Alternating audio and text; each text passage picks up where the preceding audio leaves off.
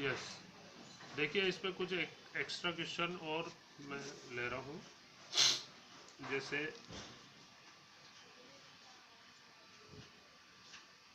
If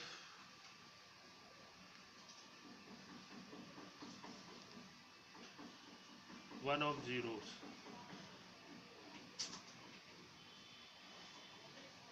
of quadratic polynomial kx square minus 5x plus 2 is x minus 2, then find 2. If one of zeros of polynomial kx square minus 5x plus 2 is 2, then find the value of k.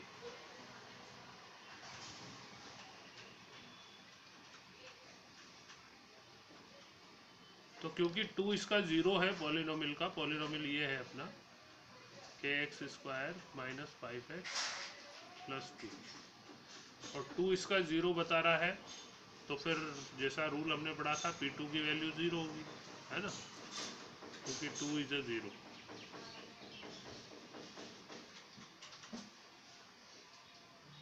ठीक है, तो p2 find करें, k into 2 का square minus 5 into 2 plus 2 equals to 0। तो 4k square minus sorry 4k minus 5 टू जा 10 plus 2 is equals to 0।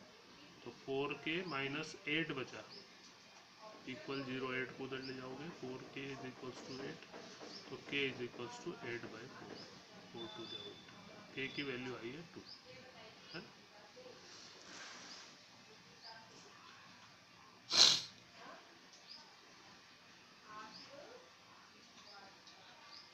If sum of zeros of polynomial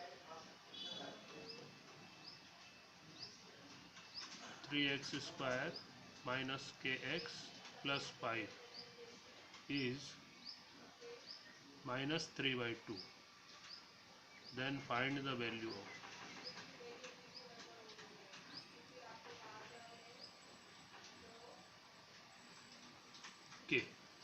k की value find करो, है ना। तो ये है पॉलिनोमियल अपना 3x square minus kx plus 5, ठीक है। इसने बताया आपको कि इसके जीरोस का सम अल्फा प्लस बीटा की वैल्यू, है ना, ये है अल्फा प्लस बीटा की वैल्यू अपने को गिवन है -3/2, और जैसा हमें मालूम है अल्फा प्लस बीटा किसके इक्वल होता है, -b/a के equal, -b/a is equals to -3/2। अब पॉलिनोमियल में देखें b की वैल्यू क्या है, -k, और a की वैल्यू है 3, इज इक्वल्स टू -3/2। तो ये हो गया minus minus plus k/3 is equals to 3/2, cross multiply करके k की वैल्यू निकालें, 2k is equals to minus 3 3 जा 9, k इज इक्वल्स टू -9, ठीक है ना। ऐसे करके k की वैल्यू आ जाती है।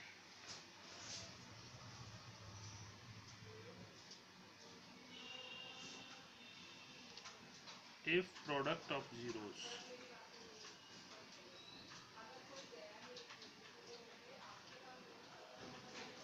of polynomial 2x square plus 5x plus k is 18, then find the value of k। तो पॉलिनोमियल हमें दिया हुआ है 2x square plus 5x plus k, जिसमें a की वैल्यू है 2, b की वैल्यू है 5 और c की वैल्यू है k। है ना। और अल्फा इंटू बीटा की वैल्यू गिवन है, alpha into beta is equals to 18। Alpha into beta का formula C upon A is equals to 18। C की वैल्यू के अपॉन ए की वैल्यू 2 इज इक्वल्स टू 18। अब क्रॉस मल्टीप्लाई कर लें तो के इज इक्वल्स टू 18 टू जा 36 किया। If sum of zeros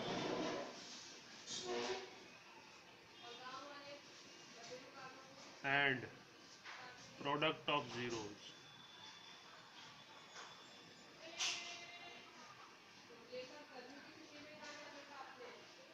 of polynomial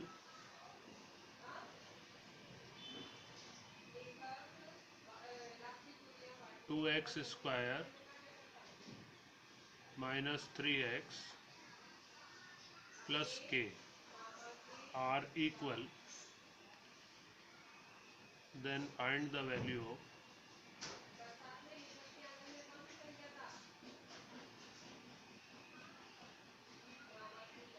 k।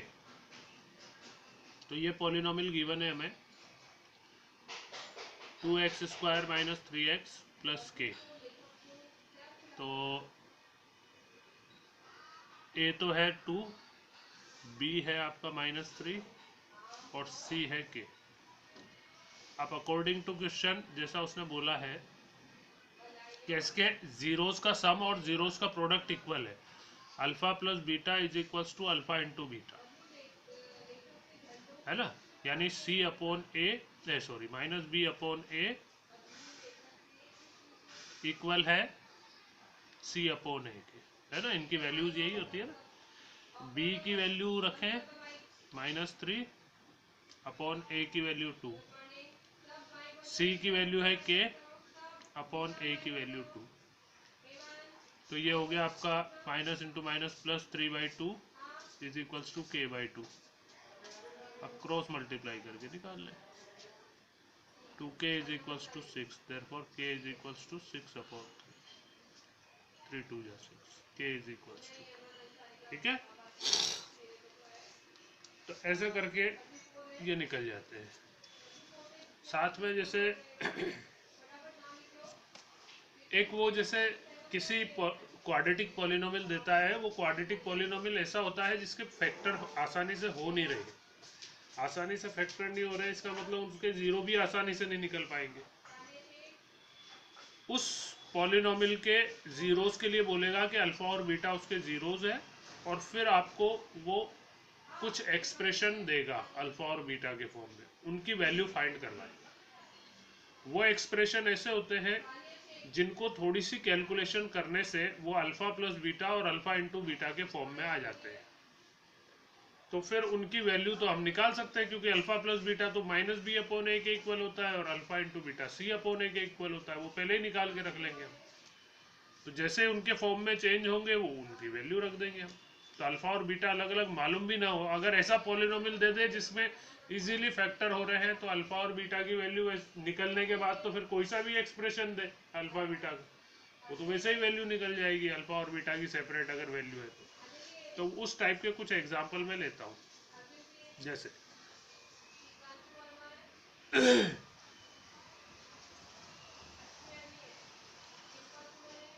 if zeros of x square minus 5x plus 7 are alpha and beta, then find the value of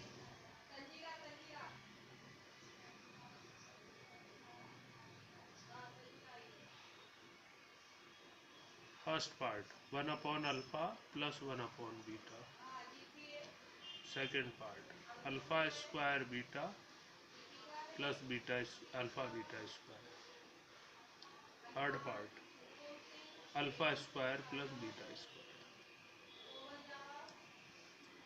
in expressions की value find करनी है ना।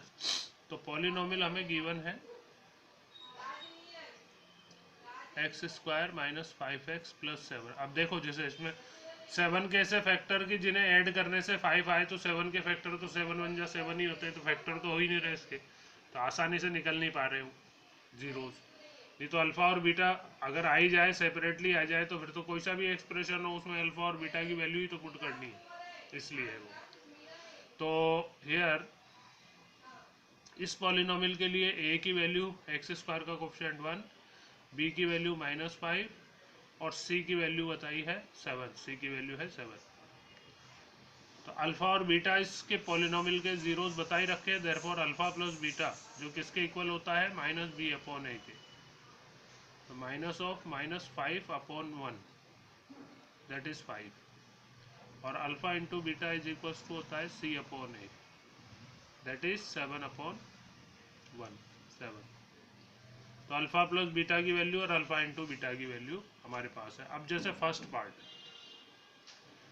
Part जिसकी value निकालनी है हमें 1/अल्फा प्लस 1/बीटा।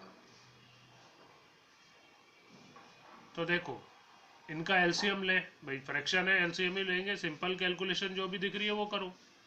अल्फा और beta दोनों आएंगे एलसीएम में, अल्फा का डिवाइड करोगे अल्फा कैंसिल होके बीटा बचा, प्लस इसमें बीटा कैंसिल होके अल्फा बचा, तो ऊपर आ गया beta plus alpha, alpha plus beta की वैल्यू ये रही 5 और नीचे है अल्फा इंटू बीटा जिसकी वैल्यू है 7। तो इस एक्सप्रेशन की वैल्यू निकल 5/7 है ना। Second part alpha square beta plus alpha beta square, इसकी वैल्यू निकालनी है ना। तो इसमें ध्यान से देखो कॉमन आ रहा है, इसमें अल्फा भी कॉमन है बीटा भी कॉमन है, अल्फा बीटा कॉमन, अंदर बचेगा इसमें अल्फा प्लस इसमें बीटा। तो ये आ गया आपका अल्फा इंटू बीटा और अल्फा प्लस बीटा के फॉर्म में चेंज हो गया। अल्फा इंटू बीटा की वैल्यू कितनी है 7 और अल्फा प्लस बीटा की वैल्यू कितनी है 5, 7 5 या 30 या ठीक है। Third part alpha square plus beta square.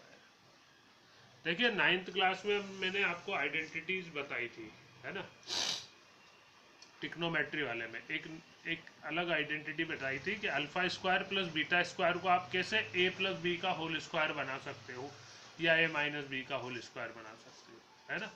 वो 2 अल्फा बीटा प्लस करके और 2 अल्फा बीटा माइनस करके वाला है ना। तो ये अल्फा प्लस बीटा का होल स्क्वायर -2 अल्फा बीटा, ये लिख सकते हैं इसको है ना, याद आई भाई। होल स्क्वायर एक्सपेंड करोगे alpha square plus 2 alpha beta plus beta square, ये माइनस का 2 अल्फा बीटा से 2 अल्फा बीटा तो कैंसिल हो जाएगा, वो यही वापस यही बचेगा है ना। तो अल्फा प्लस बीटा का होल स्क्वायर -2 अल्फा बीटा, इसकी वैल्यू दे रखी है हमारे पास। अल्फा प्लस बीटा की है 5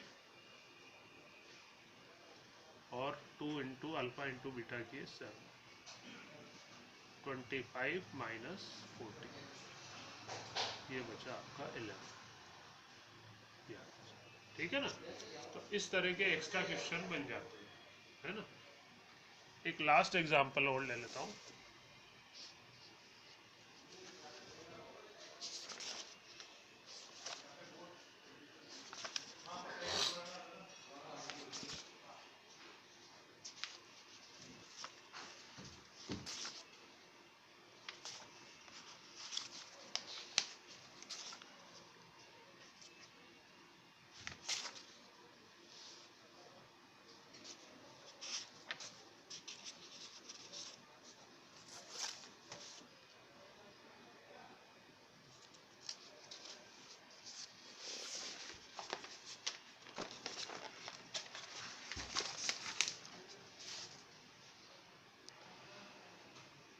If sum of squares of zeros of the polynomial x square minus 8x plus k is 20 then find the value of k है ना। तो ये पॉलिनोमियल दे रखा है px x square minus 8x plus k, जिसमें a की value है आपकी 1, b की वैल्यू है -8 और c की वैल्यू है k। अब जैसा इसने बोला है अकॉर्डिंग टू क्वेश्चन कि इस पॉलिनोमियल के जीरोस के स्क्वायर का सम ऑफ स्क्वायर्स ऑफ जीरोस, यानी alpha square plus beta square, ये कितना बता रखा है 20 के इक्वल। तो अभी हमने एक सम देखा था alpha square plus beta square, इसको अल्फा प्लस बीटा और अल्फा इंटू बीटा के फॉर्म में हम चेंज कर सकते हैं, है ना। तो इसको हम लिख सकते हैं अल्फा प्लस बीटा का whole square -2 alpha beta is equals to 20। Alpha plus beta होता है -b/a के इक्वल, है ना, -b/a का whole square -2 alpha beta c/a। ये b/a/b/c की वैल्यू ये रही आपकी, -k/1 का होल स्क्वायर -2 इंटू c की वैल्यू है आपकी k, b की वैल्यू तो -8 थी ना,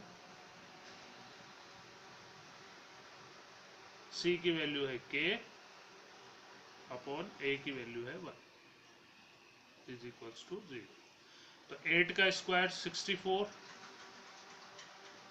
माइनस ये बचा 2k इज इक्वल्स टू 20। अब 64 को उधर ले जाओ, -2k is equals to 20 minus 64, -2k is equals to 44, minus से minus cancel, k is equals to 44/2, ये 20, ये आपकी k की वैल्यू, ठीक है। ऐसे करके एक्स्ट्रा क्वेश्चन इसके बनते हैं। अब आपका होमवर्क है एक्सरसाइज 3.1 का question number 2 all part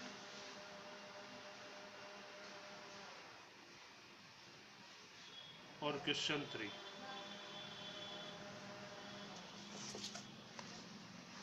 question 2 के पार्ट है find a quadratic polynomial whose sum of zeros and product of zeros are given। Alpha plus beta और अल्फा इंटू बीटा की वैल्यू दे रखी है आपको, कोमा लगा लगा है ना, अलग अलग पार्ट, ठीक है। तो वो फॉर्मूला है अपना क्वाड्रेटिक पॉलिनोमियल बनाने का, जो आज शुरू का काम सीखा था वो।